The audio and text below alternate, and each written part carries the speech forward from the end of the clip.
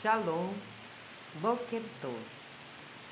Então hoje nós vamos de Mishnah 5, do capítulo 1, do Pirkei Avot, o tratado da Mishnah, o tratado que está no Talmud, a Ética do Sinai, é um livro com a interpretação, a contação do Sr. Irving Bunim, e a Ética do Sinai é o Pirkei Avot, as máximas dos sábios. Já sabemos, né? Mas vai que alguém não viu o comecinho das Mishnah. Eu adoro quando chega no Mishnah. Às vezes eu nem me lembro muito bem, eu estudei, aí não me lembro nem muito bem o que nos espera, mas sempre é alguma coisa boa. Então, para começar, eu quero dizer que hoje é 1 de Tevet, então nós começamos um novo mês e nós vamos ler o Salmo 1 hoje.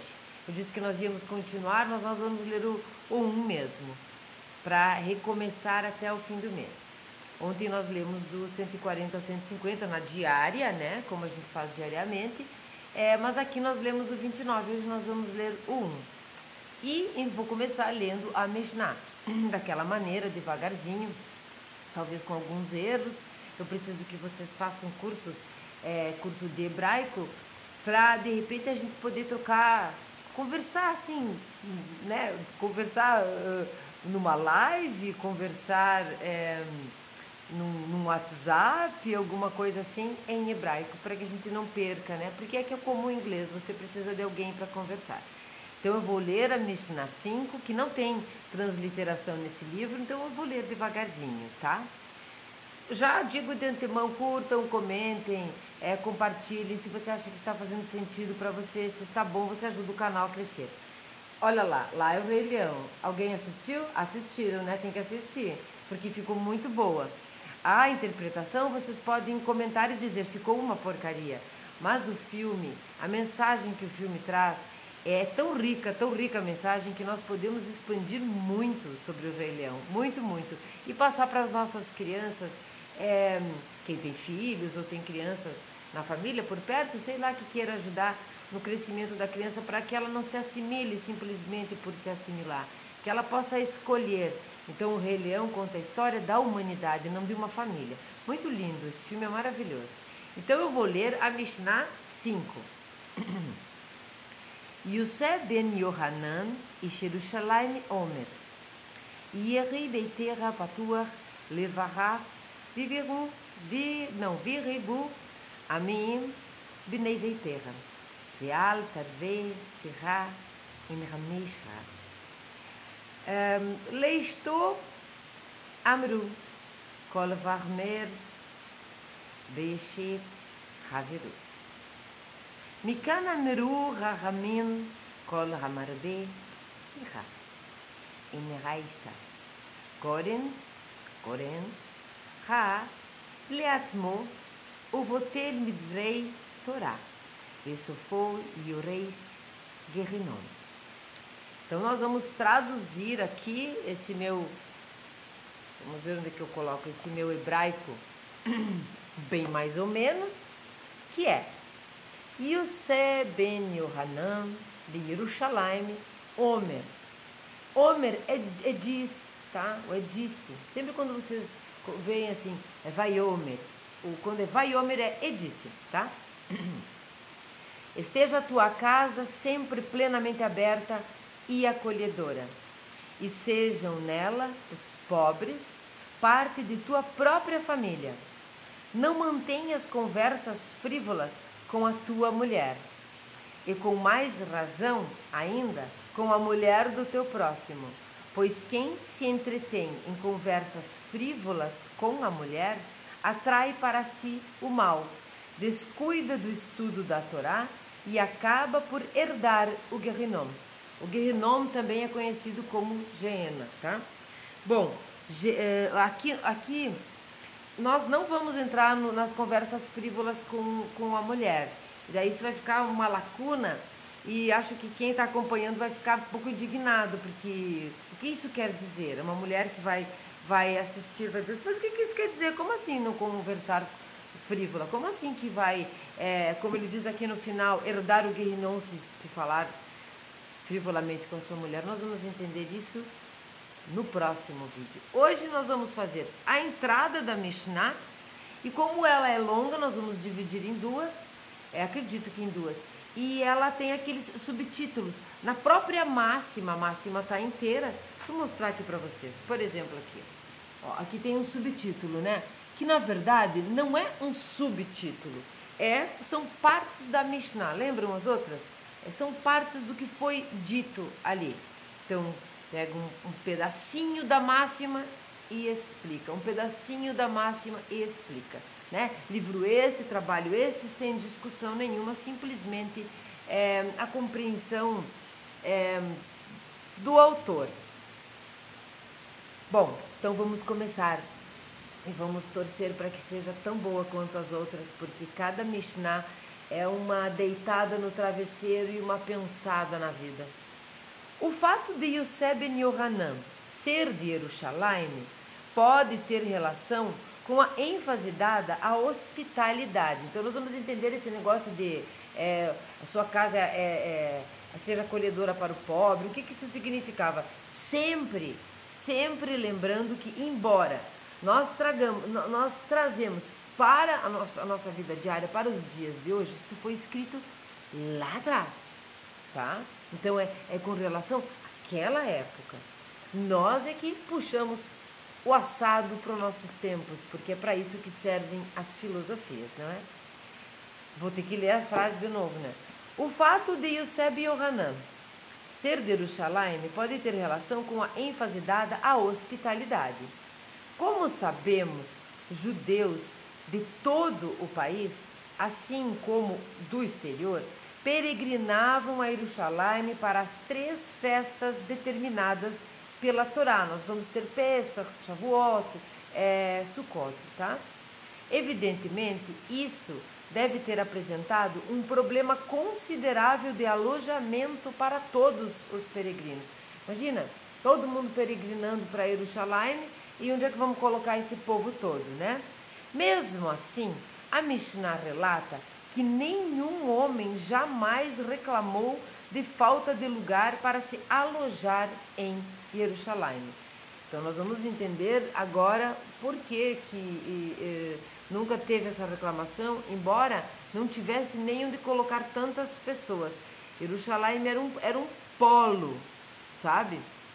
As pessoas iam para lá. É uma cidade sagrada desde o seu surgimento. Mesmo assim nada. A menos que se tratasse de um absoluto milagre, isso deve significar, com certeza, que cada residente da cidade estendia um tapete de boas-vindas diante da sua porta e recebia tantos hóspedes quanto era possível. Então, Yosef ben Yohanan, o homem de Jerusalém, veja que quando nós lemos em hebraico, a gente falou Ish, né? Ish é homem, tá? Destaca aquilo que devia ser uma prática habitual na cidade santa, que está entre aspas, esteja a tua casa sempre plenamente aberta e acolhedora. Como Abraão, né? O valor desta hospitalidade não estava fundamentado simplesmente na ajuda proporcionada aos hóspedes, mas em medida ainda maior, na influência benéfica que aqueles hóspedes poderiam exercer sobre o anfitrião e sua família. Então não era só você que estava fazendo uma tzedakah e sendo hospitaleiro, mas você também recebia por isso. Não em dinheiro, nós vamos entender como significa esse lekabel aqui. O Talmud relata, vamos lá lembrar sempre, lembrar e entender a importância do Talmud para tudo isso chegar até nós. Todas as coisas. O Talmud é sim o livro mais importante, ou não é um livro, o documento histórico mais importante do judaísmo. O Talmud relata que havia sinais ao longo das estradas de Israel, assinalando o caminho das cidades de refúgio, para as quais uma pessoa culpada de morte não premeditada pudesse fugir. Aqui Eu acho que lá no Talmud nós conversamos sobre isso. Então, se você não assiste o Talmud e acompanha sua Ética dos Sinais, saiba que existiam cidades de refúgio, onde as pessoas que tinham assassinado, que tinham feito crimes hediondos, não premeditados, podiam se refugiar. Essas cidades eram as cidades de refúgio, tá? Então eles tinham esse direito, esse lugar. Então vamos entender bem. O Talmud relata que havia sinais ao longo das estradas de Israel assinalando o caminho das cidades de refúgio, para as quais uma pessoa culpada de morte não premeditada pudesse fugir. Quer dizer, eu matei alguém e eu tenho sinais no caminho para onde eu posso fugir. Né? Matei alguém não premeditadamente. Aqui nós não temos um dolo, tá? Isso é muito antigo. No entanto, para o peregrino em seu caminho para Jerusalém não havia sinalização. Por quê? Porque quando não há sinais, o viajante precisa pedir informações. Né? Então, se não tem sinais, para onde é Jerusalém? Você vai ter que pedir informações. Provavelmente que um bandido não pediria informações, não é? A tradição não queria que o homem, culpado de uma morte não premeditada, batesse à sua porta e entrasse em contato com você e sua família, assim que ele chegue tão rapidamente quanto possível à cidade de refúgio. Então, não tendo sinalização, a pessoa que não era um bandido, ela ia pedir informações. Agora, aquela que estava atrás do refúgio, ela tinha os sinais, ia direto para lá, não passava pela sua casa, não havia essa ameaça, entende? Por outro lado, o Oleregel, Oleregel é o peregrino, tá? Que se dirigia ao templo sagrado, estava realizando uma mitzvah com grande esforço e muitos gastos. Assim que ele peça orientação, entende? Então, assim, nada mais justo que ele possa pedir orientação para onde para que lado se ele nunca foi, ele é um peregrino, até porque ele gastou muito dinheiro nesse momento para chegar até ali. Deixemos que ele entre em nossas casas e fale com nossos filhos. Eis aqui um judeu em seu caminho para a cidade santa, para celebrar o feriado. Então esse é diferenciado, ele não está indo fugindo. Então ele pode ser recebido na nossa casa. Existe deleite na atmosfera que ele traz. Esteja a tua casa sempre plenamente aberta e acolhedora. Eu estou pulando um pouco, tá? A este respeito, devemos lamentar o gradual desaparecimento de cena do cavalheiro valoroso conhecido como Meshulah, o arrecadador itinerante em prol das instituições religiosas. Existia isso, num sentido que habitualmente não é percebido. Este senhor desempenhava uma função da maior importância. Ao chegar a uma cidadezinha no extremo sul ou no oeste distante, trajando as vestimentas tradicionais judaicas, ele se convertia num tocante lembrete do judaísmo e de seus valores para muitos que transitavam pela ponte estreita da assimilação. Essa luta, estamos em Hanukkah ainda, essa luta da anti-assimilação, ela vem desde o começo, porque o judeu sempre foi tentado a se assimilar, quando não foi obrigado. Ele quando ainda não eram judeus, lá sendo hebreus, em Mitzrayim, né, no Egito, já havia a assimilação. Então isso é uma luta constante e me parece permanente, não é? Até aqui. Quem sabe um dia isso termine, né? Quem sabe? Especialmente para o rabino ou o shoret, Magaret, destas cidades. O Meshulah, esse arrecadador, era uma fonte de encorajamento, um portador de notícias das comunidades remotas e um vínculo com os centros criativos da Torá no exterior. Perceba que tanto o ensinamento anterior de Yosef Ben Yoezer, sempre a Mishnah posterior, né, vai se referir às vezes, por exemplo, o sábio é sempre o de antes.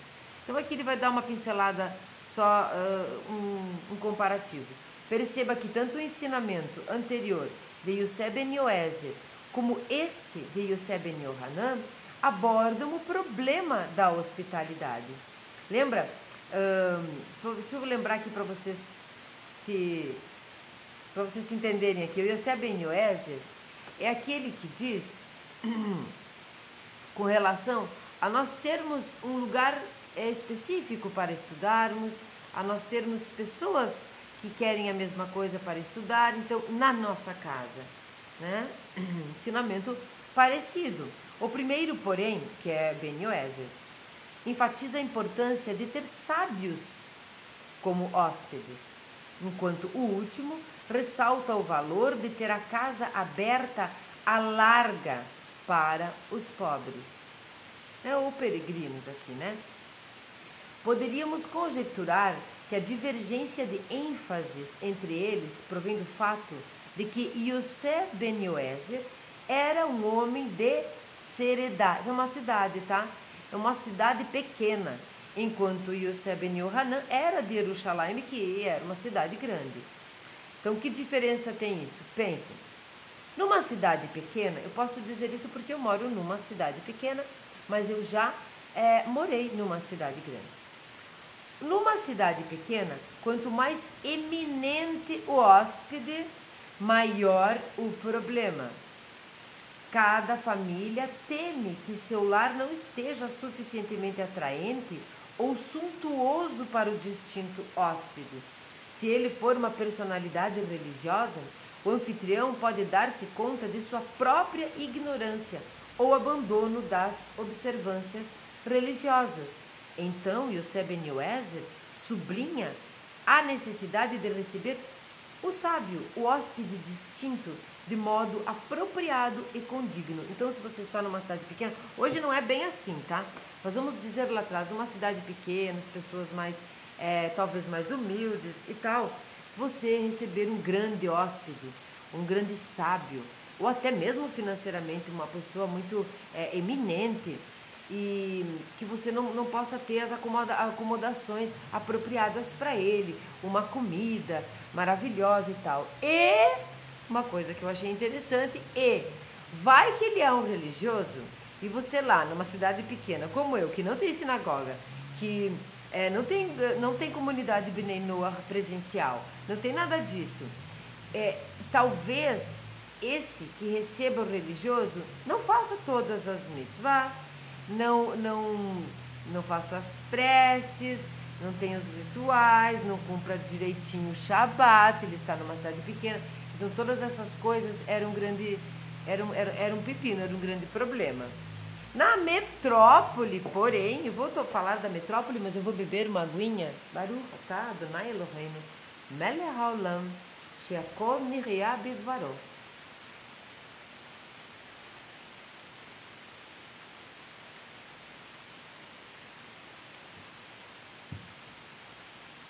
O corpo pede, né? O corpo pede coisas. Temos que ouvir o nosso corpo e nós temos que saber o que é necessidade e o que é desejo. Sabe, lá vou eu no direito de novo. Nunca pensei que fosse utilizar minha faculdade no canal. Quando você faz benfeitorias num imóvel e ele não é seu, porque esse imóvel aqui não é meu, né? Não sei se você sabe, mas esse imóvel que nós habitamos aqui, ele é emprestado. Temos que cuidar bem dele. Às vezes eu não cuido muito bem. Quando nós fazemos benfeitorias no imóvel que nós alugamos, para não sermos ressarcidos financeiramente aquilo que nós gastamos num imóvel que não era nosso, você vai precisar demonstrar que havia utilidade. Então nós vamos ter as benfeitorias úteis, necessárias e voluptuárias. Então, pense, a água é necessária e útil. Necessária porque hidrata o nosso corpo, cura nosso corpo, tá? E útil porque eu estou com sede, estou falando, preciso beber um líquido. Ela não é voluptuária, né? Ela seria voluptuária se ela fosse um copo de uísque. Então é um desejo de me embebedar. Nós precisamos discernir isso e colocar para dentro do nosso corpo o mesmo que nós queremos dentro da nossa alma. As coisas necessárias, a Hashem, a Torá, a vida feliz, a felicidade, né? E as coisas úteis. O que são as coisas úteis? Justamente nós termos acesso a estudar, nós termos oportunidade de fazer a tzedakah, isso é útil.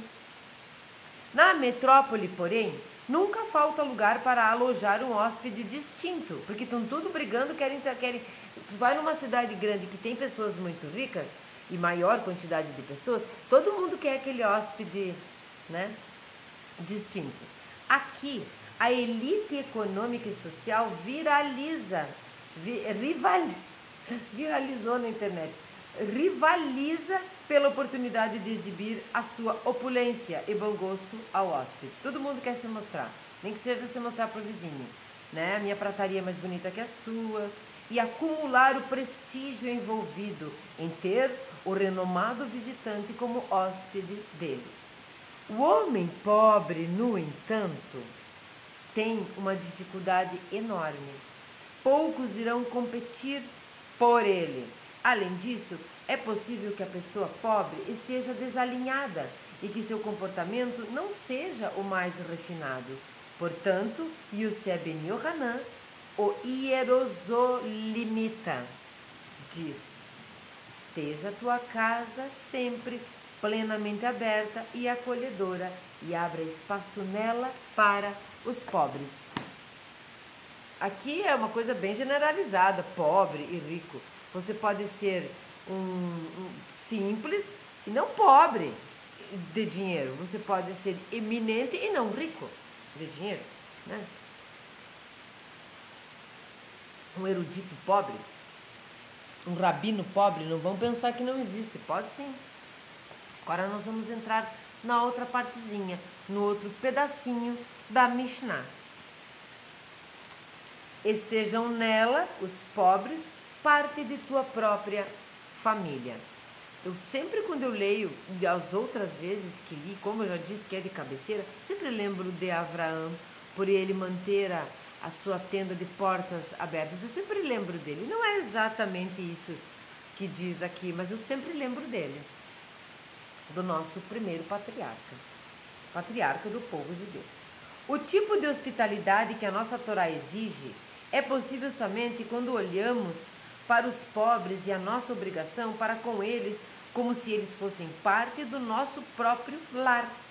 A caridade, de fato, começa em casa, mas o tipo caseiro de caridade não deve terminar lá.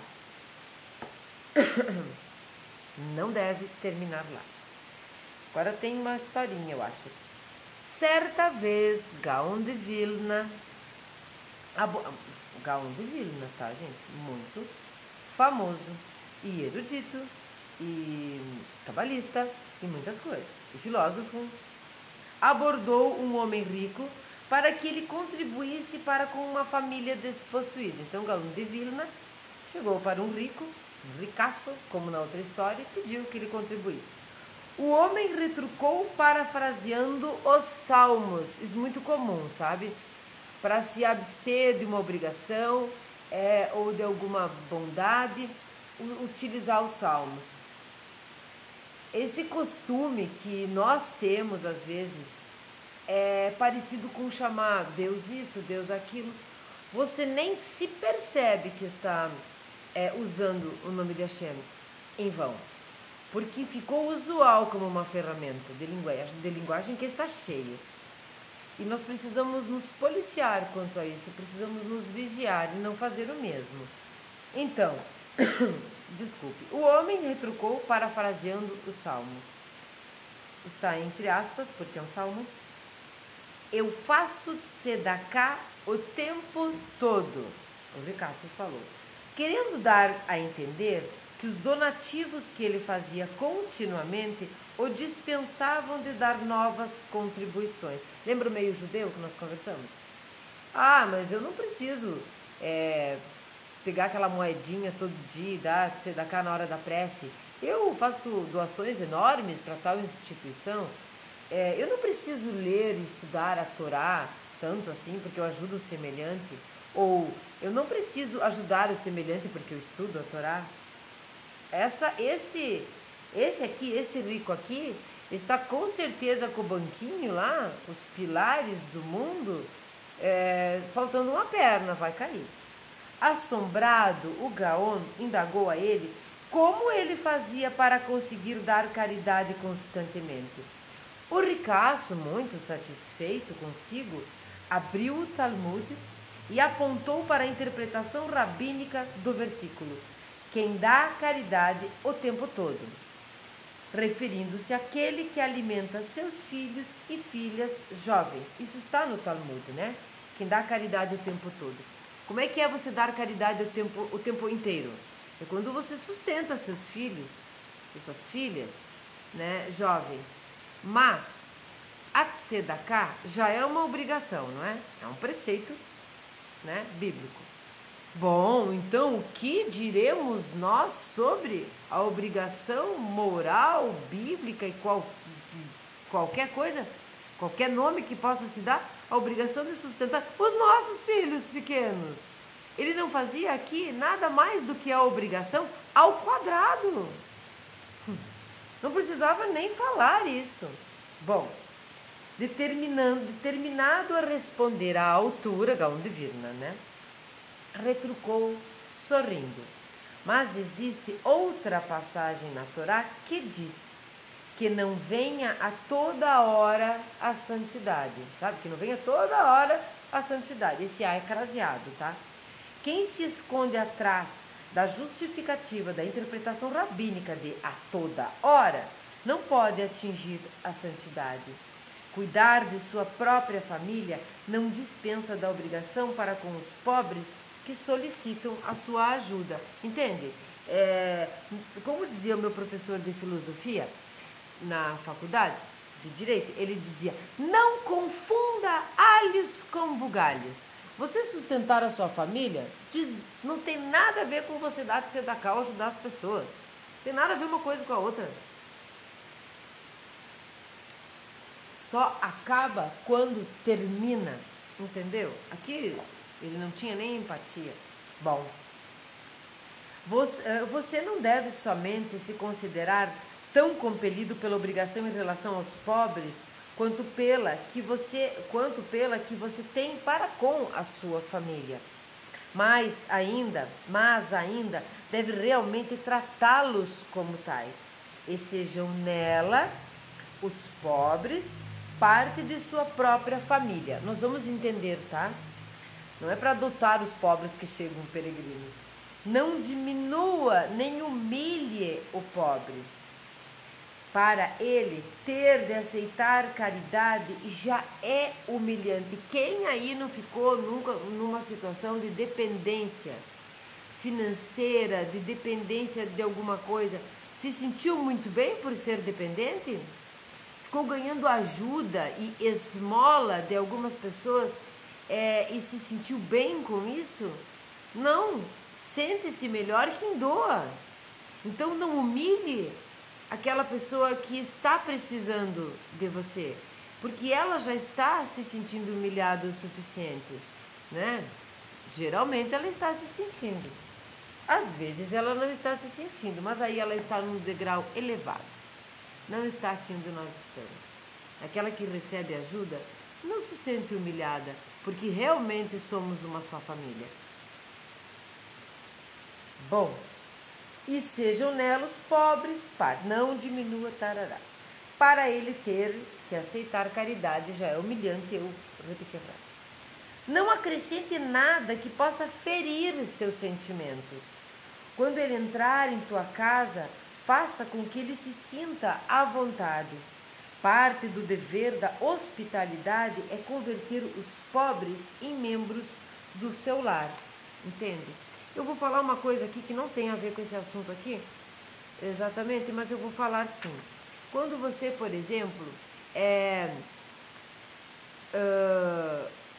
empresta um dinheiro, o que já é uma coisa muito ruim, ou quando você pede emprestado dinheiro para alguém e você não conseguiu cumprir a obrigação, você deve se explicar para a pessoa, sabe? Porque a princípio nós devemos pagar, isso é uma lei bíblica. Você tem que pagar o que você deve. Mas nos dias de hoje, caso isso tenha ocorrido algum problema, o que não é incomum nos dias de hoje, e você não tenha podido cumprir com a sua obrigação, você telefona para a pessoa, você vai até a casa da pessoa e você dá satisfação à pessoa. Isso é um homem honesto, uma mulher honesta. Mas se você for a pessoa que vai escutar essa explicação, seja um homem honesto, uma mulher honesta de caráter e não humilhe aquele que veio te dar satisfação. Porque tudo, absolutamente tudo, é cíclico. Existem histórias talmúdicas incríveis sobre isso. Um dia você está em cima, um dia você está embaixo.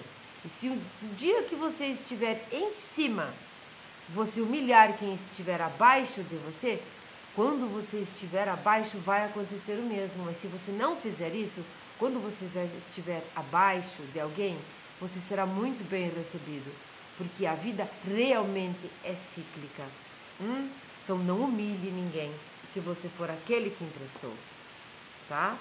E você que pediu emprestado, vá lá e diga: não posso pagar, mas vou pagar. Vá lá, atualize os documentos, seja decente.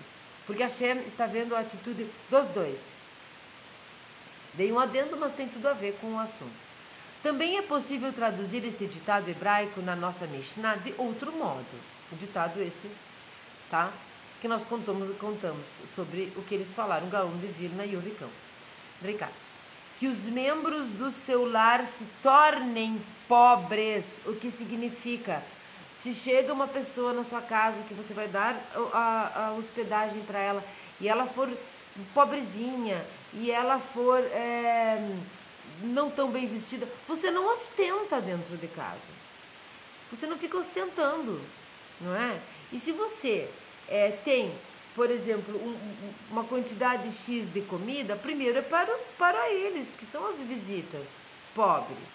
Você tem um lugar, depois é para vocês. Você tem um lugar para dormir, você cede a sua cama, se não for possível de outra maneira, tá? Isso é você descer, e não é descer porque todo mundo é digno, mas em si, se tornar pobres.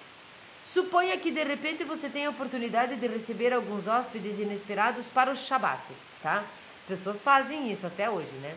Mas antigamente muito mais. No Shabat vamos comemorar na família de fulano, tá? Comemorar não, louvar a Deus.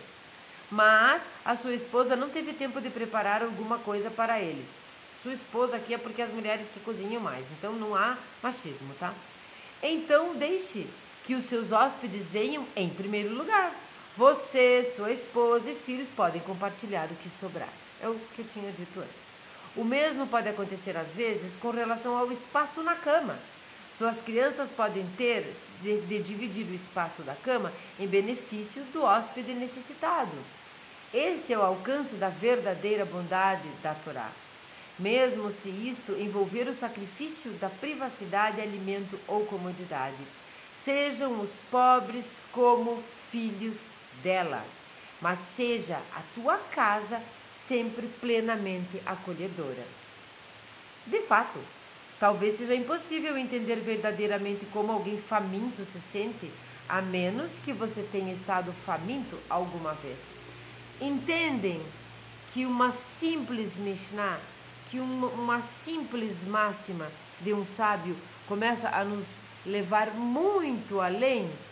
Esse pequenino pedaço da frase, de um parágrafo bem pequenininho, significa empatia. E a empatia, ela, junto com ela, vem a compaixão. Então nós estamos falando de algo maior do que simplesmente acolher, dar de comer e tudo mais. Então, para haver verdadeira empatia, a capacidade de se pôr no lugar do outro, você precisa ter experimentado algo semelhante. E amareis ao peregrino, porque peregrinos fostes na terra de Mitzrayim. Isto é um preceito, isto é uma obrigação. Você não vai ver judeus religiosos que seguem a Torá, que cumprem os mandamentos com algum tipo de, como é o nome de hoje desse negócio, com algum tipo de xenofobia. Não existe. Essas palavras que inventaram para separar mais ainda a humanidade, separa daqui. É xenofobia, é deveria, meu Deus. Não existe isso. Ele vai acolher. Tá? Tanto é que Israel é um país que abarca e que acolhe todas as religiões, todos os tipos de pessoas, todas as raças, credos, crenças, coisas. Talvez seja esse o significado do aforismo no Talmud. Lá vem o Talmud. Aspas. Antes de uma pessoa comer, ela tem 2 corações. Depois de comer, ela tem um só coração. Enquanto uma pessoa permanecer faminta, ciente da sensação de vazio no seu próprio estômago, ela tem um coração para si e outro para seu próximo faminto. Mas depois de acalmar sua fome, tem só um coração.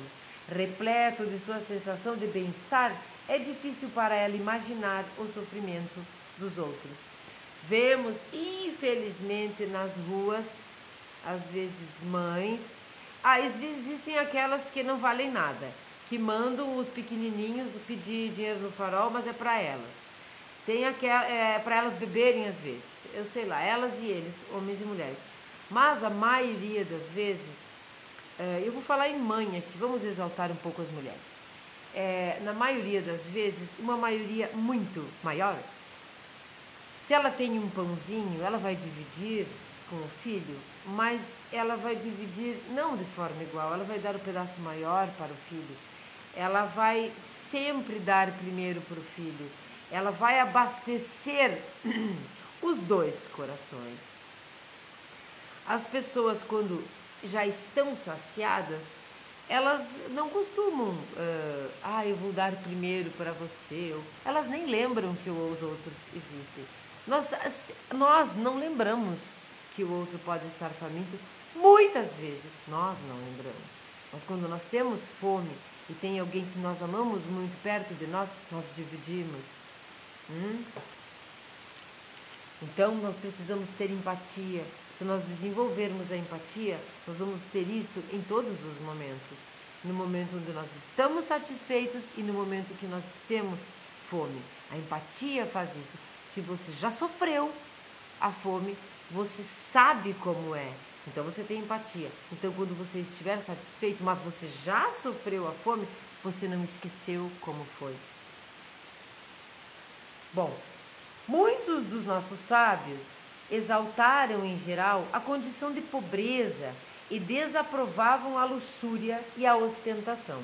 O Talmud declara: a pobreza cai tão bem sobre Israel quanto um arreio vermelho num cavalo branco. Imagine um arreio vermelho num cavalo branco. Chama muita atenção, né? Mas o Gaon de Vilna viu nisto mais uma condenação da ostentação do que uma glorificação de pobreza. Quer dizer, não é ficando pobrezinho e condenando aquele que tem as coisas que você vai engrandecer, que você vai enaltecer a pobreza. Não é assim, isso é uma condenação, então não é julgando o outro. Aquele que tem as coisas não deveria ter nada, deveria ser pobrezinho.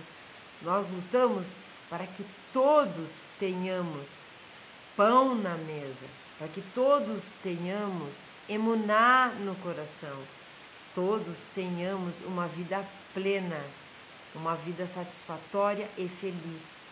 Não condenamos quem tem mais, não diminuímos quem tem menos. Bom, o Gaon observava, gostei, quando atrelamos um cavalo com arreios coloridos. Quando que atrelamos um cavalo com arreios coloridos? Obviamente, quando ele vai ser apresentado numa exposição ou num desfile. Vai ostentar, né? Quando o animal está trabalhando no campo, um arreio vermelho iria fazer nitidamente pouca diferença. O que o Talmud está defendendo, portanto, é a pobreza, ou antes, a sobriedade em nossas relações públicas. Como muitos novos ricos, olha só, esse livro é antigo, gente. Esse livro é antigo, o Mishnah nem se fala, né? Mas os comentários são antigos. Esse livro é do começo de 1900, né? Eu não me lembro mais, 1960, sei lá. Não vou procurar aqui agora, né? Mas já falava em novos ricos. Quantas vezes a gente escutou nos últimos 10 anos os new rich? Bom, como muitos novos ricos, nós fomos frequentemente culpados de ostentação e de um vulgar exibicionismo de riqueza. Infelizmente ocorre. Alguns não são, mas alguns são. Tinha um programa de humor, eu não me lembro se era no Chico Anísio ou no que era, eu gosto de humor, tá? Mas a atriz, a humorista dizia assim, ó, dinheiro eu tenho, me falta meu glamour. Às vezes tem um monte de dinheiro e veste fica meio cheio, né? Vocês entenderam, gente, né? Vocês entenderam. Não sejamos nós esses pinheirinhos aí. Esses pinheirinhos de Natal cristão. Também me desculpe. Muitos de nós ainda não superamos nossa tendência infantil de exibir nossas conquistas materiais, como se estas constituíssem um padrão de medida para o mérito ou de realizações importantes. Eu não tô nem aí, gente. Não tenho que falar da minha vida em YouTube, mas eu realmente quero ser verdadeira e ajudar a nós estudarmos e compreendermos as coisas que tragamos, né, para a nossa vida prática e que possamos perceber que todos somos muito parecidos, muito parecidos. E eu, nesse ponto, eu agradeço a Hashem que me fez desse tipo. Eu não tô nem aí, sabe? Eu não tô nem aí se você tem mais, se você tem menos, se você viajou para longe, se você não teve dinheiro para viajar para longe, se você tem roupas maravilhosas, se você não tem, se você é esteticamente maravilhoso, uma pessoa assim, nossa, um Yosef. Eu não estou muito preocupada com isso, eu nunca me preocupei com isso. E eu vou aconselhá-los a fazer o mesmo. Sejamos quem nós somos. Nossos sábios aconselham pôr a pobreza em exibição. Desfrute da comodidade, mas não desperte a inveja ou o ódio dos menos afortunados, com um alarde de riqueza de evidente mau gosto. Olha só, falou tudo o que eu falei em um monte de palavras, falou aqui em uma linha, sabe? Eu vou ler de novo. Nossos sábios aconselham esse pôr é com de colocar, tá? Pôr a pobreza em exibição. Desfrute da comodidade das coisas de você ser o novo rico, mas não desperte a inveja ou o ódio dos menos afortunados, com um alarde de riqueza, de evidente mau gosto. Até porque nem todo mundo é igual. Se eu não estou nem aí se a pessoa tem ou não tem as coisas, muitas pessoas não são assim. Nós aqui somos, né? Eu sei, vocês são como eu. Mas muitas pessoas não são. Elas sentem inveja, elas se sentem diminuídas, menosprezadas por ver o outro ostentando. E aí elas acabam fazendo lachonará, falando mal dessa pessoa. E isso também é um ciclo. E não é bom, não é legal. Então, se você é essa pessoa que inveja as coisas dos outros porque eles ostentam mais, saiba que você está pecando. E não faça lachonará. Deseje que eles tenham mais. E você, por outro lado, que fica ostentando e mostrando para aqueles menos favorecidos que você tem, também você está fazendo um pecado de soberba. Não faça isso, né? Vamos todos sermos pessoas mais ou menos normais. No entanto, a palavra hebraica ani, esse ani não é aquele ani que eu já ensinei para vocês que é eu. Ani Sharon, né? Eu sou Sharon. Esse ani de eu é um ani com Aleph.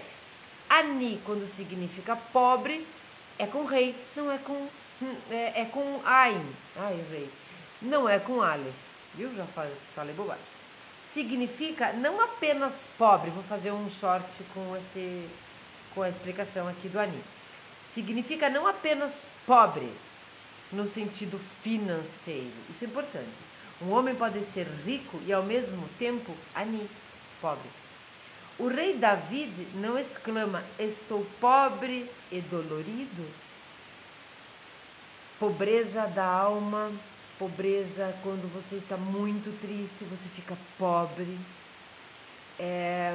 Eu penso que quando nós nos afastamos de Hashem, nunca nos desconectamos, tá? Mas quando nós nos afastamos um pouco, quando nós perdemos um pouco a nossa emuná por alguns motivos sérios, aqui nós ficamos pobres. Porque quando nós estamos com Hashem no coração, na nossa vida diária, nós estamos fazendo o possível e o impossível para fazermos as coisas certas, sempre com Hashem no coração, nós somos muito ricos. Muito ricos. David possuía, com certeza, uma grande riqueza. Qualquer ser humano necessitado é pobre em relação àquilo que lhe falta. Uma pessoa deprimida precisa de estímulo, um solitário de um amigo, alguém com problemas de um conselho. Para todos estes que procuram o calor da amizade e da simpatia, seja a tua casa sempre plenamente acolhedora. Viu como eles pularam? Como eles pularam do simplesmente acolher o peregrino que ia a Jerusalém no feriado das grandes festas bíblicas, eles pularam para algo muito, muito maior do que isso. Seja você um conselheiro daquele que está se sentindo que precisa de um conselho, seja você aquele que ajuda o deprimido, seja você aquele amigo daquele que se sente solitário, seja você, sejamos nós, né? Nós vamos ser bem legais, Hashem. A expressão hebraica revahá, koresh, que traduzimos como amplamente, também significa lucro. O que a gente já aprendeu?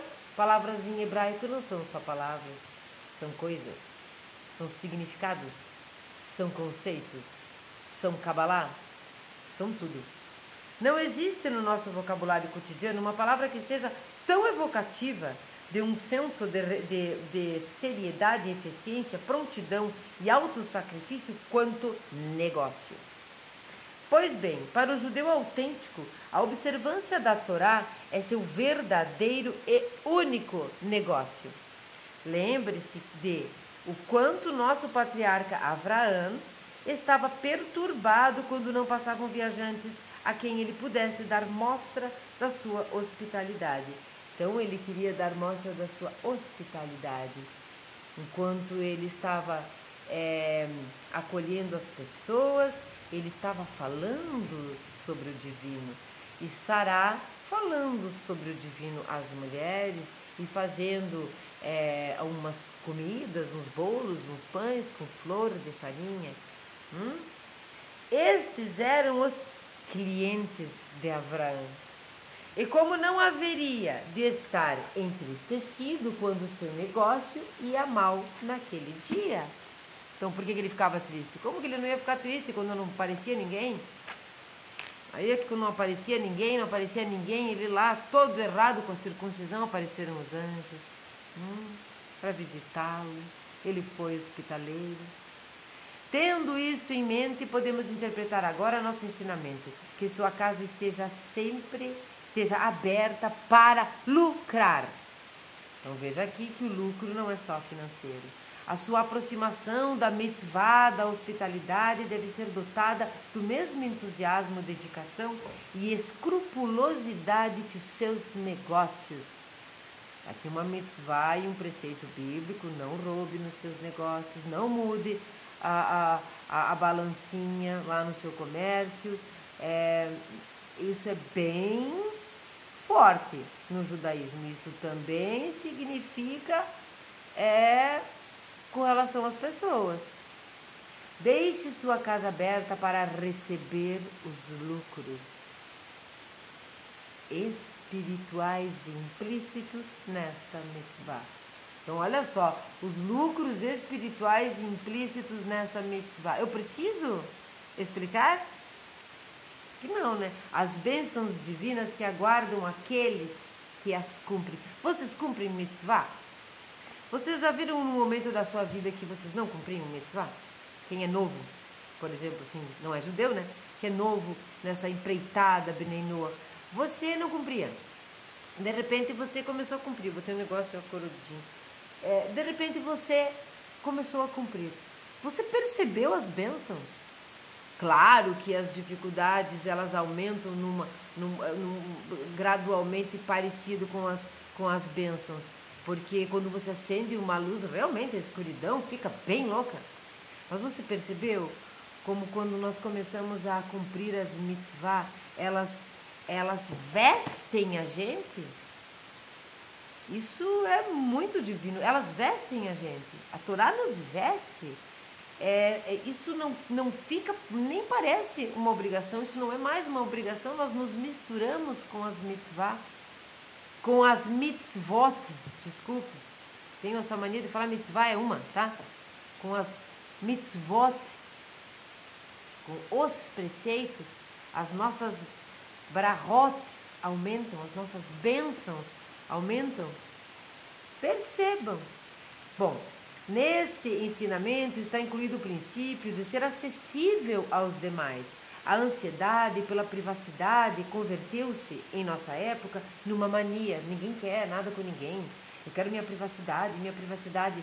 Uma vez a gente tinha diário, escrevia no diário, não existia Facebook e essas redes sociais. Agora todo mundo quer se expor, mas qualquer coisinha que acontece fala, ai, a minha privacidade. Você está se expondo, deveria ter pensado nisso antes. Então, nem privacidade demais, somos todos a mesma coisa, e nem exposição demais. Por isso o equilíbrio, meio termo. Bom, em nossa época virou uma mania. Secretárias intransponíveis, números de telefone que não constam na lista e porteiros burocráticos são sinais dos tempos. Imagina se ele estivesse agora escrevendo isso. Secretárias intransponíveis, nós estamos muito mais além do que isso. Telefone é celular, né? Lista telefônica, telefones que não estão na lista telefônica, nem tem mais lista telefônica, eu acho. E porteiros burocráticos, aqui a gente tem que falar só com robô, né? Hoje em dia. Contudo, a Mishnah reivindica que estejamos disponíveis para os pobres, acessíveis aos necessitados, que sua casa esteja aberta, lir, barra. Essa palavra também significa para confortar, para ajudar e libertar. Nem tudo é dinheiro. A Torá nos conta que nunca deixará de haver pobres no meio da terra. Portanto, eu te ordeno dizendo, esse eu é Hashem, tá? Letra maiúscula. Abrirás tua mão para teu irmão, para teu pobre e para teu mendigo na tua terra. Mas qual é a base para a nossa obrigação com os pobres? Porque eles são nossa preocupação. O Eterno os fez pobre, que o Eterno os proteja. Agora que vem elas, né? Se o Eterno fez os pobres pobres, o Eterno que os proteja. O que é que nós, que não somos tão pobres, temos a ver com isso? Em resposta, vamos traduzir o começo do versículo acima de modo pouco diferente. Os necessitados não estão ausentes da terra. Os pobres não são pessoas desaparecidas ou esquecidos aos olhos do céu. Para eles, a divina providência também pôs petróleo, carvão, minerais e metais preciosos na terra. O sol também irradia sua luz dourada sobre as colheitas para eles. É nossa tarefa de cuidar para que eles recebam seu quinhão. Sabemos que no começo que nós temos acesso a tentar entender, compreender, no começo, estou falando no primata, por exemplo, era a força, né? A força determinava o seu território. Quando nós chegamos na Torá, nós vemos um Deus determinando a terra para cada povo, determinando o quinhão. Então, se Hashem determinou o quinhão para determinado povo ou para determinadas nações, nada mais justo que esses lugares, essas nações, isso não estou falando de Israel, estou falando do mundo inteiro. Nada mais justo que nós, como herdeiros desse pedaço, aquele pedaço, agora falando de terra para nós entendermos, mas dessa coisa boa que me aconteceu, daquela coisa boa que me aconteceu, nada mais justo que nós dividamos, que nós ajudemos o quinhão dos outros, para que os outros recebam o seu quinhão, porque o sol nasceu para todos.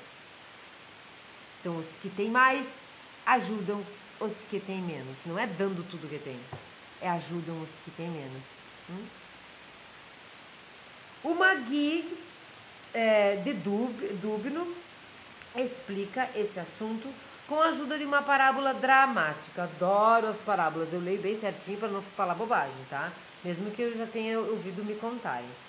Um homem rico deu uma festa em sua casa e convidou 20 pessoas. A mesa foi posta com um número adequado de jogos de louças e talheres, todos de prata de lei. No entanto, quando o último hóspede foi sentar-se à mesa, parecia não haver um jogo para ele. O anfitrião ficou extremamente perturbado. Pôs-se de pé e disse aos ali reunidos: Eu sei que 20 jogos foram postos nesta mesa para dar conta de todos os hóspedes convidados. Se algum de vocês está sem, a única explicação é que alguém deve ter pego mais do que aquilo que lhe correspondia.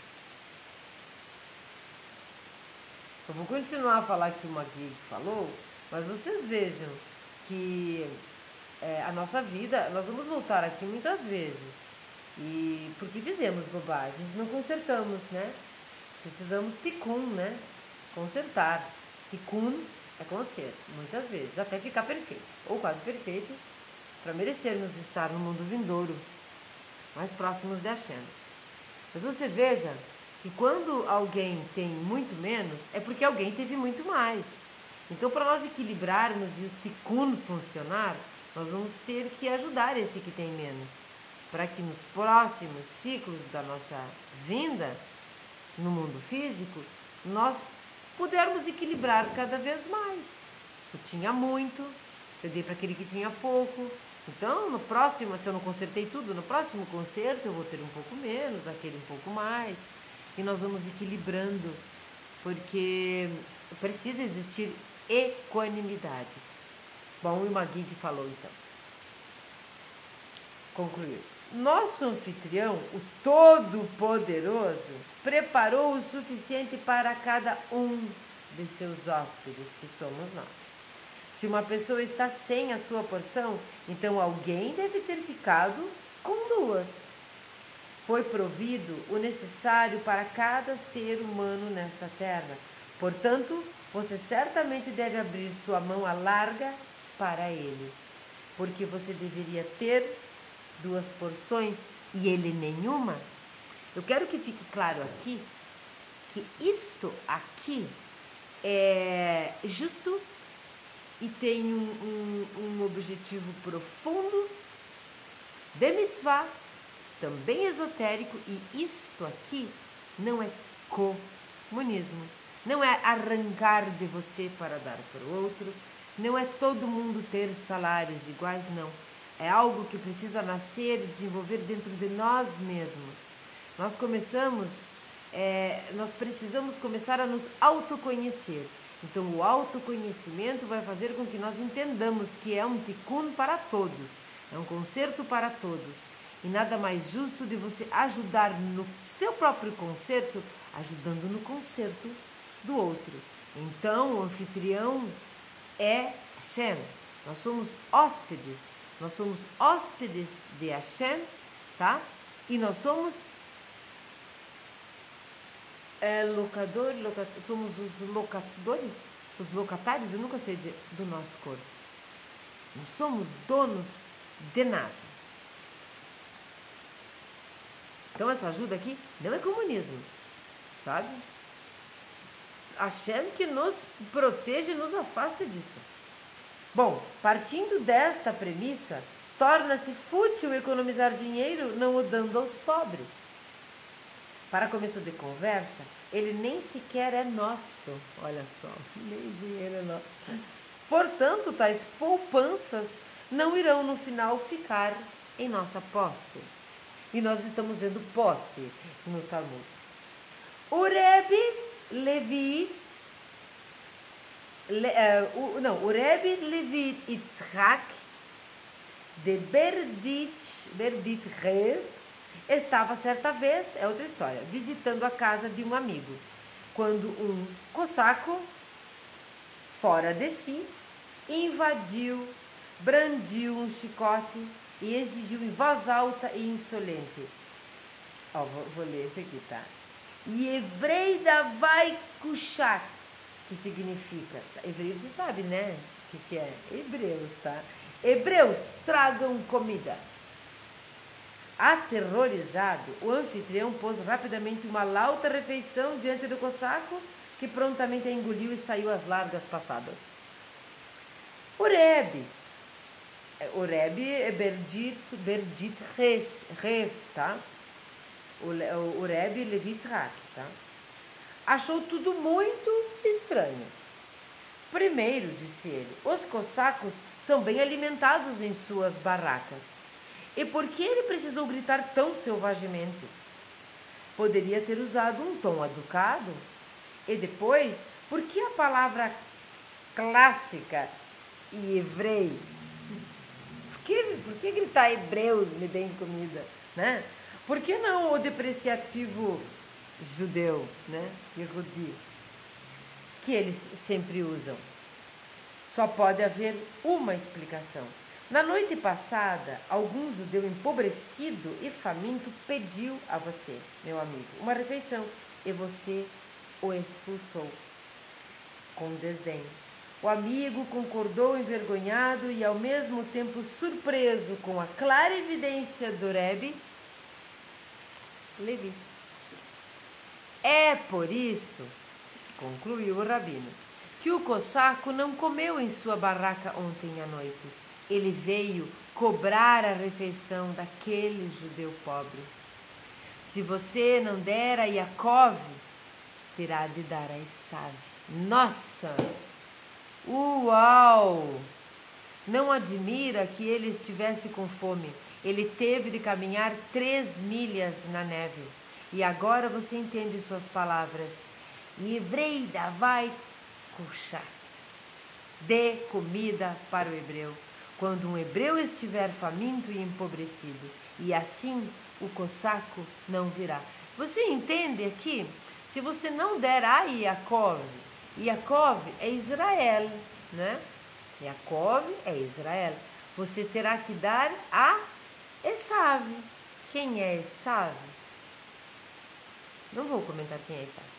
Nada de construtivo pode advir do dinheiro poupado, por não ter sido dado aos necessitados. O rei Davi deixou uma fortuna. Eu vou dar um adendo aqui, vou cortar aqui isso que eu estou lendo, só para nós lembrarmos aqui, ó. Veja bem como é cíclico. Na noite anterior, ele não deu uma comida para um judeu empobrecido. A vida cobrou dele através de um cossaco e ainda ele foi humilhado no outro dia. Nada de construtivo pode advir do dinheiro poupado, por não ter sido dado aos necessitados. O rei Davi deixou uma fortuna em ouro e prata para a construção do templo, mas Shelomo não o usou para esta finalidade, porque enquanto Davi juntava este tesouro, a fome assolava a terra de Israel. O dinheiro estava manchado pelo sofrimento humano. Não era apropriado usar tal dinheiro para construir a casa do Eterno. Veja bem, tem alguma coisa que eu gosto da Torá? A Torá não é pudica, Ela fala o que tem que falar, sexualmente falando, sobre a índole das pessoas. Ela não passa pano nos próprios personagens da sua história, assim como o Tanakh e assim como o Talmud. Então aqui nós vemos muitos erros dos nossos queridos personagens da Bíblia. E esses erros todos foram cobrados do seu próprio povo e de nós com o decorrer dos tempos. Então, talvez Davi não tivesse que ter usado todo aquele dinheiro para a construção do templo, todos os seus bens, porque havia fome. E por isso a frase, o dinheiro estava manchado pelo sofrimento humano. Oséias exclama: semeai para vós conforme a tzedakah, e colhei conforme a misericórdia. Lembram de Noah, né? Eu gosto muito de lembrar de Noah. Ele passou situação muito difícil depois de tudo que já tinha passado, da arca e tudo mais, quando ele resolveu beber aquele vinho, ficar embriagado, plantar a videira e não outras coisas que seriam para matar a fome. E ele teve em seguida a consequência do seu ato. Então, semeai para vós conforme a tzedakah, conforme a caridade, e colhei conforme a misericórdia de Hashem. Quando você planta, por exemplo, uma batata, o seu rendimento é consideravelmente maior. De modo similar, quando você semeia a caridade, sua colheita não será apenas diretamente proporcional à sua contribuição, mas às consequências do seu ato de bondade.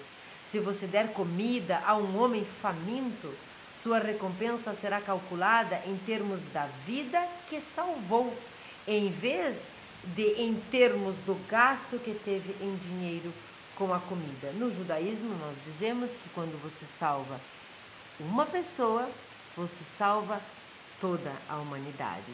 E aqui, quando diz aqui sobre, deixa eu ver onde eu estou aqui, dá comida a um homem faminto, aqui é comida, mas para nós a comida é tudo aquilo que nós lemos antes.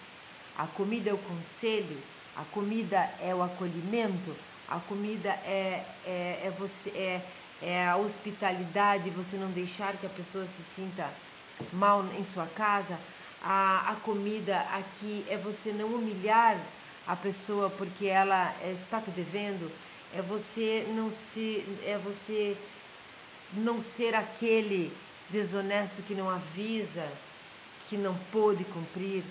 Aqui, todas as coisas do dia a dia, com relação ao que nós lemos, não existe só aqui. Ela existe lá no interno, lá no esotérico, lá no particular de toda a consequência de uma boa ação. Tudo que nós fazemos, nós teremos o retorno. Então, que sejam boas as coisas que nós fizermos, para que o equilíbrio se restabeleça em todos os planos de Hashem.